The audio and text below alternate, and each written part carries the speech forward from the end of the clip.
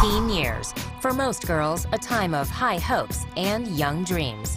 But not for every girl. They had taken Linda, wrapped her up in a knife, and they put her into the Subaru. Rebellious acts. Toxic romances. The end result? Lives in ruin. Now your ass is mine, and I'm guaranteeing you I'm no murder you. You had like the American dream and the American nightmare meeting each other on the highway. With rare footage and exclusive interviews from behind bars, we'll reveal shocking stories of teenagers convicted of unthinkable crimes. Really, you could end up here. I want to go home. I really want to go home. When Girls Kill, next.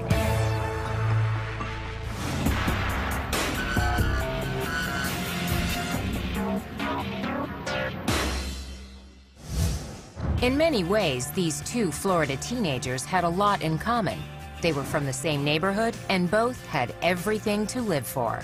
Rachel Wade was sort of an all-American girl. Sarah was a good kid. She had the whole world ahead of her. But 19-year-old Rachel Wade and 18-year-old Sarah Ludman wanted the same boy, and their love triangle spiraled out of control. Now your ass is mine, and I'm guaranteeing you I'm no murder you. I'm letting you know that now. In an exclusive interview, Rachel Wade relives the shocking outcome. I wish we could go back and instead of going against each other, maybe sitting down and talking through and just understanding that we didn't need him. Rachel Wade grew up an average kid from a stable family. Rachel was actually a fun-loving child, very happy-go-lucky. I was very active in school, did whatever I could, whatever clubs I could join. Like a lot of little girls, Rachel rebelled when she hit her teens. As soon as I got to about 15 or so, I started kind of veering off in the wrong direction. Rachel dropped out of school, ignored her curfew, and fought with her parents. Boys became her biggest interest, and she was chasing different boys. I don't think they were always the best boys to be with. We went through some tough times with her. But as she turned 18, Rachel earned her GED and landed a job as a waitress. She moved out of her parents' home and began to find herself. And I kind of went on my own path. Rachel was fun, loud, girly, sassy. She was a very independent woman, very strong-willed, kind of took the bull by the horns and took control of her own life. In the summer of 2008, Rachel ran into a boy she had known since childhood. 19-year-old Josh Camacho was not a grade school kid anymore.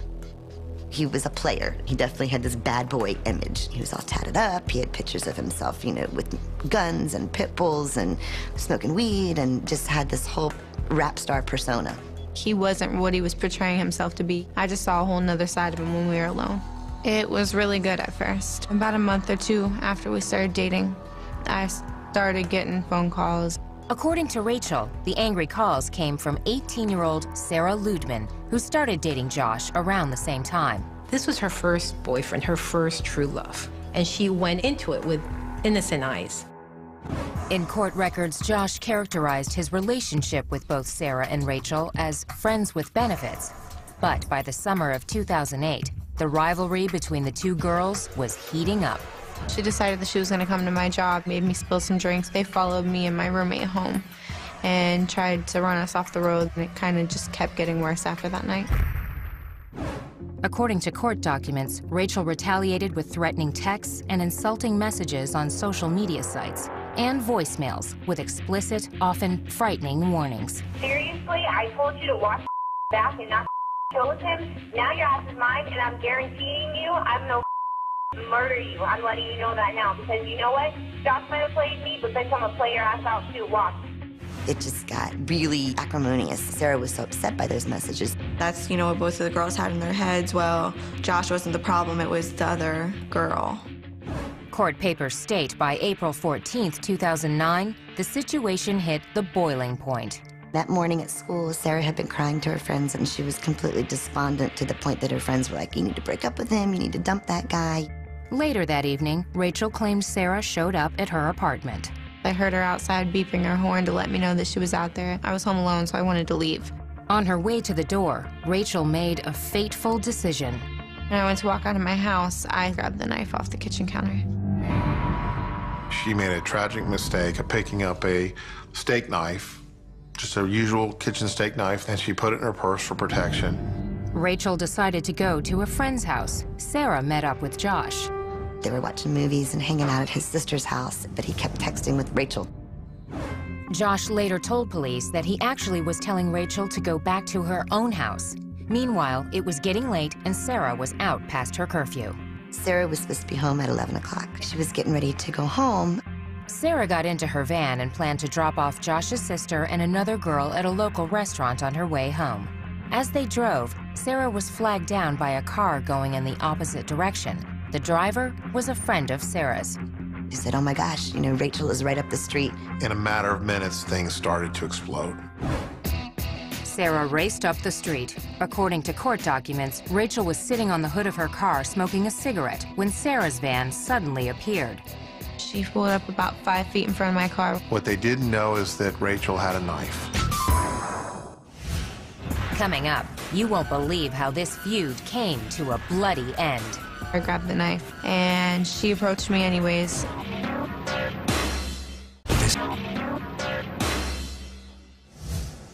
At 12:45 a.m. on April 15, 2009, after months of feuding over the same boy, it was finally showdown time between 19-year-old Rachel Wade and 18-year-old Sarah Ludeman. They wanted to confront each other. According to police reports, Rachel sat on the hood of her car as Sarah drove toward her. There were 2 other girls in Sarah's van, including the sister of Josh Camacho, the boy at the center of the triangle. According to court records, Sarah came to a stop just a few feet from her rival. I grabbed the knife, thinking it might scare her off, and she approached me anyways. In court documents, witnesses disagree about who started the fight, but everyone recalls it was over quickly. They fought in the middle of the street for no more than 5 seconds. It was pulling hair, next thing you know, it stops. She hit me 3 or 4 times. I started swinging back. And the next thing I remember, she let go of me and turned around and walked back to her van. Sarah yelled out to her friends. Sarah was screaming for them to get back in the car so they could leave. I just saw blood on the knife. I didn't physically remember stabbing her. I didn't see where she was stabbed. Sarah managed to get to the van and grab her phone. Police reports state that she called Josh Camacho. She said it hurts. At that point, the line fell. She lost consciousness. She ended up lying in the middle of the road.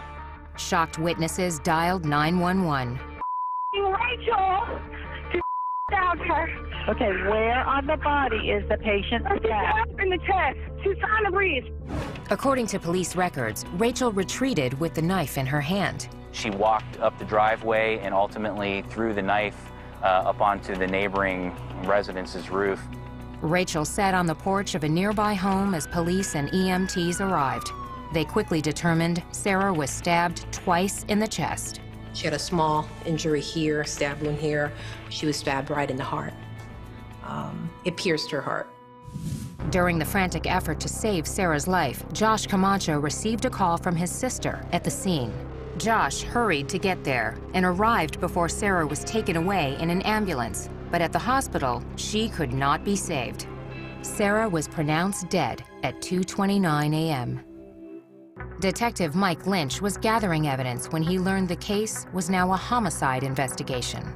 I ended up finding Rachel sitting in what used to be a bench located in front of the residence. Her demeanor was calm. I was scared, but at the same time, I didn't really know what to think or how to react. Rachel claims she was not aware Sarah was dead when she agreed to be questioned at police headquarters. I wasn't under arrest or anything, so again, I was thinking, you know, maybe it's not that bad. When I was down at the hospital, okay, I saw where she was stabbed at. She made no indication that there had been a stabbing, that there was a knife involved. The detective told Rachel exactly what happened. The next piece of information that you need to know is that she is dead. And she died as a result of these stab wounds. When they told me that she had passed away at the hospital, I kind of lost it. I couldn't believe what they were telling me. The hard truth of her situation became clear when Rachel was charged with second-degree murder. Bail was set at $500,000. If convicted, the 19-year-old faced life in prison. Fact is, she stabbed her and she killed her. For second-degree murder, I didn't have to prove she intended to murder her. Sarah came looking for a fight, so it was apparent to me that this was a good self-defense case. Murder or self-defense. The lines were drawn when the trial began in July 2010. Among the witnesses called by the prosecution, Josh Camacho. His tough bad boy pose was gone. Josh coolly maintained that he had an open relationship with both girls. When he came into court, the appearance was just a little guy. Very quiet, very soft-spoken. He says, I wasn't dating either girl. They're not my girlfriends. After these girls and their friends and their families talked about how he was their whole world and said, I was just sleeping with them. Camacho's testimony was shocking, but the prosecution's most damaging evidence came from Rachel herself. The threatening voicemails Sarah had saved. I'm gonna find you and I'm gonna beat your ass. He can get anything he wants from me. You still got your mommy and daddy's curfew, bitch. Why do you run your mouth and why are you that pathetic? So keep talking, Sarah. I'm gonna teach you it. I'm telling you now. I couldn't believe that it was me. It was out of character for me to say anything like I said to her. Please tell me, Sarah, why you would be a dumbass put a brand new picture of you and Josh at the beach on your MySpace. I'm no murder you. I'm gonna play your ass out too. Watch. You're a fat bitch and I'm gonna kill you. If you're a prosecutor, you don't get a whole lot better evidence than that. In a risky defense move, Rachel took the witness stand and claimed she received similar messages from Sarah. It's a shame that Rachel didn't save voicemails from Sarah with threats, but she didn't. The jury deliberated less than 3 hours. We, the jury, find as follows: ask that the defendant in this case. The defendant is guilty of murder in the second degree as charged. So say we all. Michael Schwartz, foreperson of jury, July 23, 2010. In September, Rachel was back in court for sentencing, and the stakes were high. She could receive life in prison, or get credit for time served as a youthful offender and go free. Sarah's mother, Gay Ludman, wanted the maximum. This is my daughter. She lays in a cemetery. I go visit her there. The judge sentenced Rachel to serve 27 years behind bars. It's a tragedy for both sides. That's all I got to say. Justice has been served. We've lost our daughter as far as having her home with us, but she's still here for us, fortunately, to visit and look forward to someday her coming home. But Sarah's lost. You know, her parents have lost their only daughter. Both parents, I mean, they felt like they did everything they could to be good parents. They'd raised girls that they were proud of. Still, Rachel does have remorse. Not sitting down to talk to Sarah would be my biggest regret. We should have met up and we should have talked. And maybe it should have been him that we confronted. Instead of going after him, maybe walking away from him. No matter what somebody says about you or to you, it's not going to resolve anything to go out and fight him. And really, you could end up here. Up next, this Kentucky teen called herself the Devil's Daughter and unleashed hell with her group of young followers. I sought out people that had been ostracized.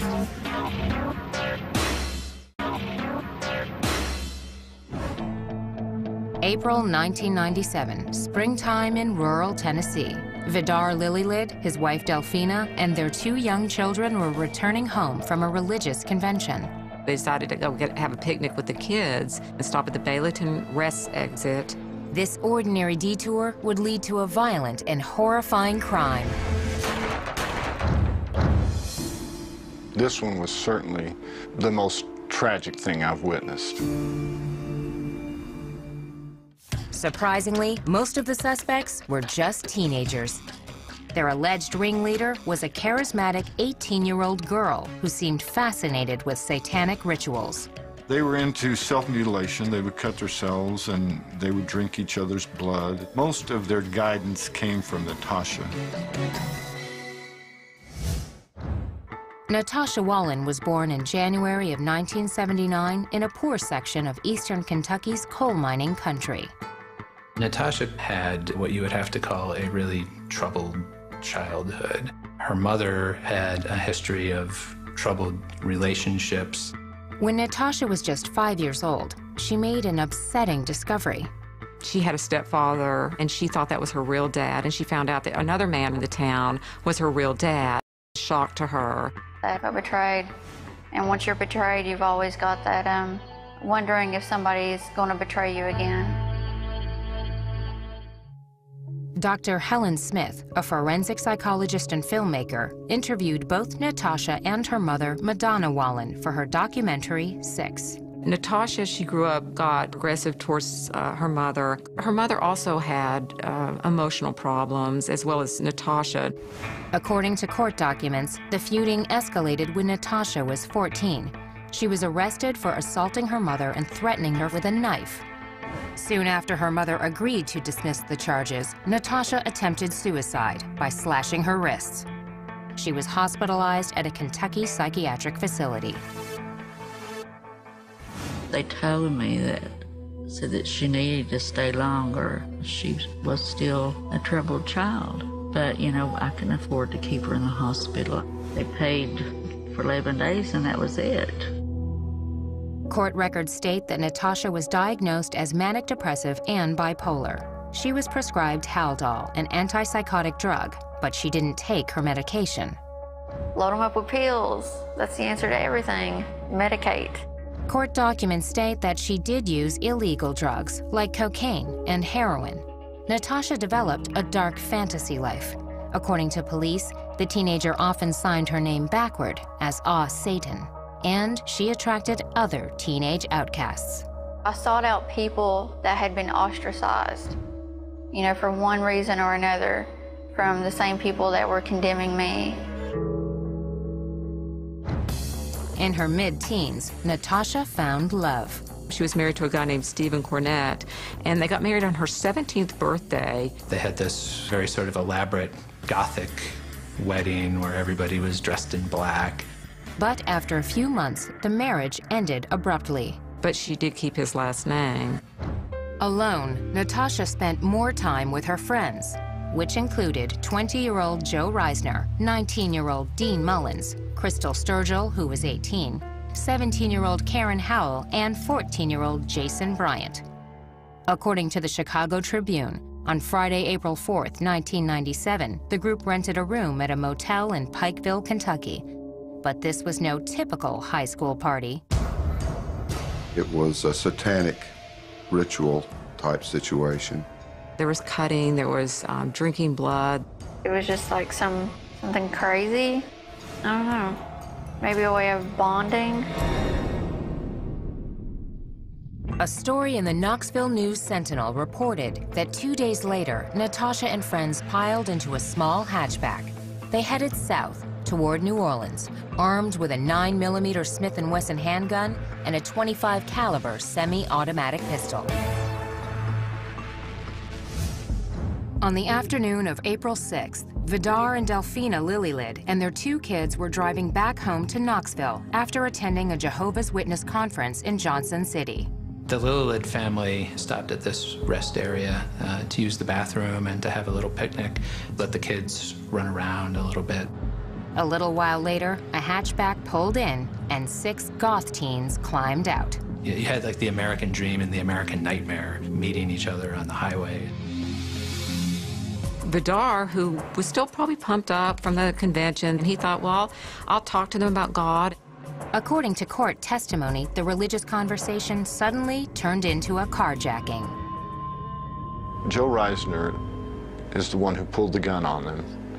Told them they weren't going to hurt anybody. That's what they told him. Said, we just want your van. Court documents state Vidar and his family were loaded into their van at gunpoint. Natasha and 3 of her friends got in with them, while 2 others followed in the hatchback. They drove them to the next exit. They pulled into the first sort of small rural road they found.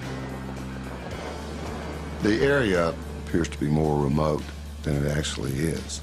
What occurred in the woods that night was a tragic clash of innocence and evil. The witnesses heard the gunshots.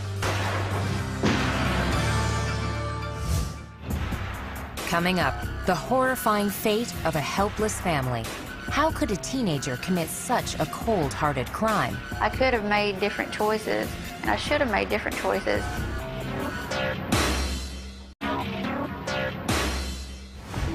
About 8:30 on the night of April 6, 1997, Natasha Cornett and her group of teen outcasts were speeding through Tennessee in a stolen van. Just a few miles away, sheriffs in Greene County responded to a reported disturbance. I received a call of a party going on up here. Might be some shooting. We've seen a little blue car sitting up the road here. The tiny hatchback was empty. I looked out my window and I seen 4 bodies laying over here. The mother and father were dead. They were laying here, and the little girl was sitting over here, and the little boy was here, Kylie, in the ditch, laying on his mama's lap. Vidar and Delphina Lillylid lay in a ditch, both dead from gunshots. Their children, 6-year-old Tabitha and 2-year-old Peter, were critically wounded, but still breathing. EMTs rushed the children to a local hospital. Officials examined the blood-soaked crime scene. The 2 adults, they had 2 wounds in common, bullet holes that formed perfect triangles. Somebody must have intentionally wanted to make a triangle, and they succeeded. The odd chest wounds were not the only gruesome injuries. The father was shot in the left eye. The mother also had 3 other bullet wounds. The next day, Tabitha died in the hospital. 2-year-old Peter still clung to life with gunshot wounds to his chest and right eye. Although the suspects stripped the license plates and contents from the hatchback at the crime scene, they overlooked one clue that led detectives to Kentucky. They left a receipt from Pikeville, and that receipt let the police pretty quickly identify the car, and then they knew who they were looking for. Police launched a nationwide manhunt while Natasha and her friends headed south in the Lillylids van. They felt like they needed to get out of the country. I mean, they had just murdered people. 2 days after the shootings, Natasha and the 5 other young fugitives arrived at the Mexican border near Douglas, Arizona. They were allowed to cross. They had made their way safely into Mexico. According to court testimony, some time after entering the country, the teens encountered Mexican police. After finding a knife in the van, officers ordered the group back to the border. There was an all-points bulletin out for them. But the computers hadn't worked all day. As they approached the border crossing, the system came back online. They had the bad luck being the first car to come through that border crossing station there when the computer came back up. And they were all arrested on the spot. Police reports state the suspects had in their possession Social Security cards and other property belonging to the murder victims. They also had 2 handguns. We, of course, went to Arizona and followed up on all that and found the guns, and they were ballistically matched to the shell casings recovered at the scene and bullets recovered from the bodies. Natasha and the rest of the group were transported back to Tennessee to face formal charges. While in custody, Natasha granted an interview to newsstand tabloid The Weekly World News. Cornett boasted she was Satan's daughter. She said that she believed in ritual murder. Natasha always said afterward that she only gave that interview because that's what this lawyer told her to do, that somehow it was going to help her case to appear insane. Soon after the interview was published, Natasha changed lawyers. Cornett and her 5 co-defendants were each charged with 3 counts of first-degree murder and 1 count of attempted murder. Prosecutors hoped to seek the death penalty, but several defendants claimed that the sole shooter was their youngest accomplice, 14-year-old Jason Bryant. This presented a crucial problem. In Tennessee, juveniles cannot receive the death penalty. With the death penalty ruled out for one prime suspect, prosecutors changed their strategy. We dropped the request for a death penalty. We made them the offer that they could plead guilty to first-degree murder and go before the court to have the court determine whether or not they were to serve life without parole or life. In February 1998, all 6 defendants pled guilty. The following month, they appeared for a dramatic sentencing hearing. 4 of the accused addressed the court. Natasha testified she was no longer the leader after the group left Kentucky. Cornett even maintained she tried to stop the shooting of the Lillylid family. I failed in my attempt to stop the death of them, and that weighed heavily on my conscience. The judge ruled Natasha was, quote, not necessarily a ringleader for the killings, but she was the instigator and the orchestrator of the trip and the things that led to the death of the Lillylids. She was the leader of the group. She used whatever she had available to get them into the group and to keep them in the group. She received the maximum penalty, 3 life sentences without parole for the murders of Vidar, Delfina, and Tabitha Lillylid. The 5 other defendants received the same sentence. Plus, all 6 were given an additional 25 years for the attempted murder of the sole survivor, 2-year-old Peter Lillylid. In a sense, a very real sense, they received a death penalty. They will not leave the penitentiary system until they're dead.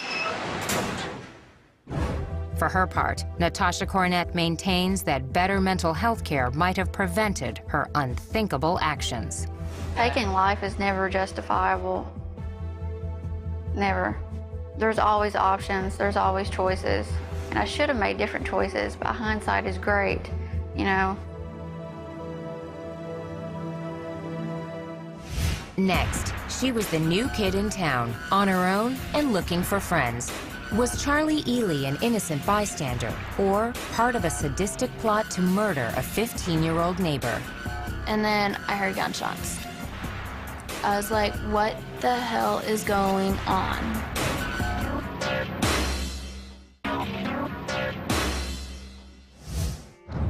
Most of her life, Charlie Ely was a good girl with very bad luck. My parents didn't take good care of me the way they should have, so they lost custody. From her earliest days, Charlie got used to feeling abandoned. By age 18, Ely was married to a 21-year-old with a record. Only 4 months after saying I do, Charlie's home life was again torn apart. He was arrested for violating his probation and left her basically alone. As she reveals in this exclusive interview, the lonely teenager quickly found a new family and a world of trouble that ended in murder. I was one of the kids who was like, as soon as I turn 18, I'm gonna leave. Look at what happened. Not even a year later, where am I sitting? Well, childhood, at the beginning it was like a little rough, and then it got a little better. Around age 6, Charlie and her younger sister were taken in by their aunt and uncle. To be honest, I think of my Aunt Lisa, my mom. I think of my Uncle Mike, my dad. By all accounts, her life in Maryland was a typical teenager. Jessica Lukey was Charlie's best friend in high school. The 2 girls were in the Naval Junior Officer Training Corps together. She got along with everyone. She was very outgoing and just really relaxed. She didn't seem like she was the type of girl that would fall into the wrong crowd in high school.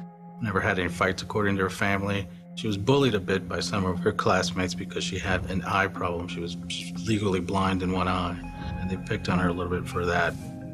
Charlie looked forward to escaping her small Maryland town. An unexpected opportunity came up after Charlie graduated in the spring of 2010. I moved from Maryland to come down to Florida to try to reconnect with my mother. I didn't listen to my Aunt Lisa and all them when they said, be careful, Charlie, why don't you just wait a couple of years and see where it goes? Charlie had another reason for moving to northern Florida. She was already forming a relationship with the son of her mother's boyfriend, 21-year-old Joseph David Burham. I had a message from him, and I had just turned 18, so that made it even better. So I read his message, and I got his number, and I started texting him. It was July 13th when we first started texting, and we started dating that night. It went from there. It was great. Ely arrived in Lakeland, Florida in August 2010 with the promise of a new boyfriend and reuniting with her estranged mother. As her relatives in Maryland predicted, Charlie's reunion was short-lived. Well, I dove in Was at my mom's for 2 or 3 days. I ended up being like, you know, Joe, I need to get out of this. I can't do it. Despite the disappointment about her mother, Charlie's romance with Joe Burham heated up quickly. In early September, less than 2 months after Ely moved to Florida, she married Joe, even though he had a criminal record. His conviction for lewd and lascivious sexual battery restricted where the newlyweds could live. He was on probation. He couldn't leave the county. We found a place to live, and it was actually in Summerfield, Florida, which is still Ocala. The honeymoon didn't last long. In January of 2011, Burham violated the terms of his probation and was sentenced to serve 3 years in prison. I did feel pretty vulnerable. I'm 18. Husband just got arrested. What do I do now? I barely know anybody here. On her own in an unfamiliar town, Charlie found a way to make new friends. Charlie had a house. These other kids were able to get away from their parents and sort of hang out all together without any rules, really. They just did whatever they wanted to. Charlie's home became a hangout for a tight group of local kids, including 20-year-old Justin Soto and 19-year-old Michael Bargo. My husband had told me not to hang out with Michael Bargo or Justin Soto. I didn't listen to him. And I decided that I was gonna have them live with me. Soon, Bargo's friends, 16-year-old Kyle Hooper and his 15-year-old sister Amber Wright, were also regulars at Charlie's house. According to court testimony, Amber was in the middle of a stormy breakup with her 15-year-old boyfriend, Seth Jackson. Seth Jackson originally was dating Amber. Something transpired in their relationship where they separated, and then Seth was trying to come back into the picture with Amber. During this time, Charlie and Amber became close.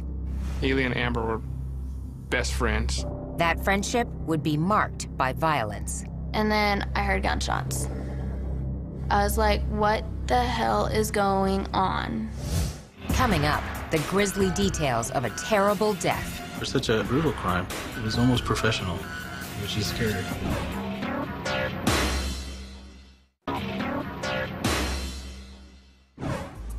19-year-old Charlie Ely's reunion with her estranged mother fizzled, and her husband was locked up on a parole violation.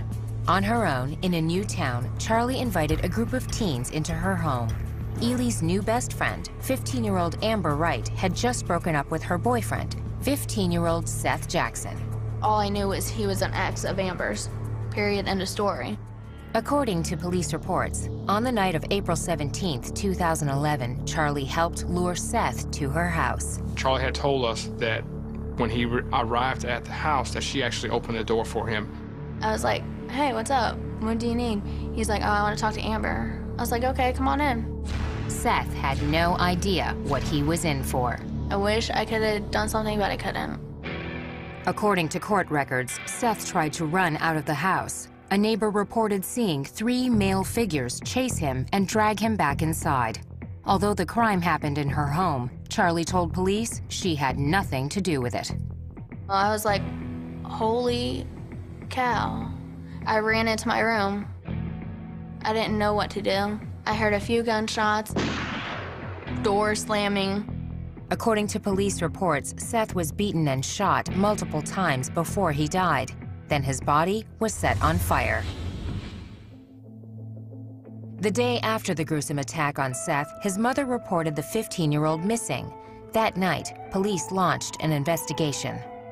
On April 19th, 2 days after Seth disappeared, police brought Charlie and some of her friends in for questioning. You know a lot more than what you're telling me. I know a lot more than what you're telling me. Can we agree with that? Law enforcement has a good way to try to coax things out of you. Let's just put it that way. I didn't trick her in any way for her to tell me the truth. You knew that Seth was never going to walk out of your house alive. Is that correct? Yeah. After more than 2 hours of questioning, Charlie was exhausted. I'm all by myself once again. The search led police to a remote lime rock pit where divers found 3 large paint buckets containing ashes and other remains. More burnt human remains were discovered in a fire pit at Charlie's home. There was very little physical evidence of what had actually occurred there. Forensic tests identified the victim as Seth Jackson. For such a brutal crime, it was almost professional, which is scary. Charlie, along with Michael Bargo, Justin Soto, Kyle Hooper, and Amber Wright, were arrested and charged with first-degree murder. All 5 pleaded not guilty. Ely's defense attorney, Jonathan Bull, requested a speedy trial for his client. Mr. Bull was thinking that it would behoove her to just go ahead and get this done, maybe catch the prosecution off guard a bit. Charlie's trial began in September 2011, 6 months after the murder. On September 23, 2011, the case went to the jury. It took a little more than an hour for jurors to reach a unanimous verdict. Charlie Ely was found guilty of first-degree murder. The only time that there was any real emotion was when the jury handed down the verdict, when she broke down and sobbed. A month later, Charlie was back in court to hear her sentence. It is the judgment of the law and the sentence of the court that you spend the remainder of your natural life confined in the Florida Department of Corrections. A life sentence is imposed. Ironically, while the 19-year-old will likely spend the rest of her days in prison, Charlie's husband, Joe Burham, is scheduled to be released in September 2012. Charlie will have to live with regret. There's so many things that rush through my head that I wish I could have done. I could have, should have, would have done, but I didn't. Amber Wright, Kyle Hooper, Michael Bargo, and Justin Soto maintain their innocence. They are currently awaiting trial for first-degree murder. Advice I'd give other young women, listen to the people who love you. I had talked to my aunt a few times, and she wanted me to come up and live with her and come back up to Maryland. I never did that. I wish I would have, because I want to go home. I really want to go home. Next, a story so strange it has to be true. The girl who said yes to her mother's murder and lived with the body for almost a month. Tess Dam was truly the mastermind and the driving force behind this.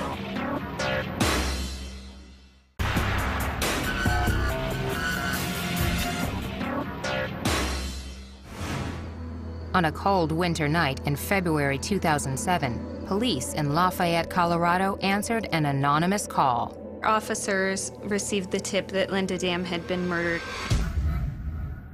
At the home of 52-year-old Linda Dam, police say they found her 15-year-old daughter Tess and Tess's boyfriend, 17-year-old Brian Grove. As more officers arrived, they began to try and develop more information about Linda Dam. Was she safe? Was she still alive? The bizarre answer would generate shocking national headlines. As a child, Tess Dam faced major challenges. Tess Dam grew up without a father. Her father and mother split when she was 2. Linda was very clearly addicted to alcohol, very severely alcoholic. But by all accounts, Tess and her mother enjoyed a close relationship. In 2004, when Tess was 13, she joined a basketball team at the local rec center. Eddie Anderson was the coach. She really loved her mom. Even in practice, she would go hug her mom. But Linda would come up to me, and I could smell alcohol on her breath. By 2006, things were changing. According to the Rocky Mountain News, on several occasions, Tess was picked up by police for violating curfew. In July, she was escorted home by a cop who was alarmed by Linda Dam's condition. An officer sees Linda stumbling down the stairs. She's visibly intoxicated. Lafayette police say they did try to get social services to intervene. They faxed over the request to the county social services, and apparently the fax never arrived. A few months later, Tess met Brian Grove at an area youth center. According to the Denver Post, by early 2007, Brian was living with Tess in Linda's home. But the young couple wanted a house of their own. They found a model home worth approximately $500,000, and they told their friends that they wanted to kill Linda Dam to get the money to buy this house. A 16-year-old friend named Jared Smith described a conversation with Tess and Brian that started at a local restaurant near the end of February 2007. Smith told police Tess and Brian talked about how much they hated Linda. On the drive back to Linda's home, Brian allegedly asked Tess if she wanted him to take care of her mother. Tess said yes. Brian went in the home while Tess and Jared were driving around. Jared Smith said he had no idea what Brian had planned. Brian later admitted that he had tried to strangle Linda, and that didn't work. Once she lost consciousness, he got a knife, drove it into her neck, and so hard that he actually couldn't pull the knife back out again. Got another knife and ended up stabbing her more times until she died. He stabbed her approximately 18 times. According to Jared Smith, Brian called and asked him to come to the house. When Jared arrived, Brian told him that he killed Linda. Jared said he did not want to be involved. Brian told him that he was already involved. Smith claimed he closed his eyes while he helped Brian move Linda's body. They had taken Linda, wrapped her up in a knife, and they put her into the Subaru. Brian then turned to his best friend, 18-year-old Jared Guy, for help. Brian and Guy were both born in India and raised by Colorado families. We considered each other brothers. In his interview with police, Guy offered a different version of Linda Dam's death. He said Brian Grove told him Linda attacked Tess. Grove simply came to her aid. They said it was more of a self-defense kind of thing, that Brian went in and tried to protect Tess. Jared Guy claims he advised Brian to turn himself into police. But after much convincing, Guy agreed to help his friend dispose of Linda's body. Guy told the cops they considered leaving the corpse in a landfill. Instead, they ended up at a local cemetery. The ground was frozen. Brian thought that they hadn't buried her deep enough, so he brought Jared Guy, and they both dug her back up and then drove back to the house. According to police records, Linda's body remained in the car, parked in the garage.